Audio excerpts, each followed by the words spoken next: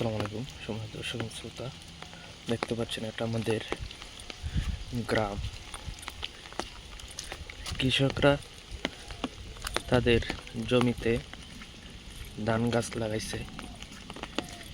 দেখেন এটা আমাদের গ্রামের রাস্তা। আসলে বাংলাদেশের প্রত্যেকটা গ্রামের রাস্তাই অনেক সুন্দর, অনেক ভালো। ধর্মগড়ের প্রায় গ্রামের রাস্তায় দেখলাম অনেক ভালো, কিন্তু আমাদের গ্রামের এই দুরবস্থা।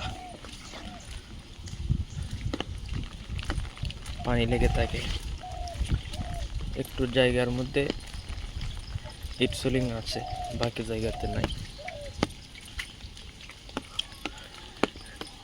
যে জায়গাতে ইটসোলিং নাই এই জায়গার অত্যন্ত অত্যন্ত মারাত্মক অবস্থা, মানে হাঁটা চলা করার বাইরে।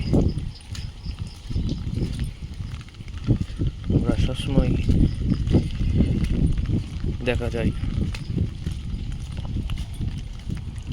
অনেক মানুষের ভোট দেয়, অনেকে অনেক আশা দেয়, কিন্তু আসলে আমরা পরবর্তীতে আশাহত হয়ে যাই।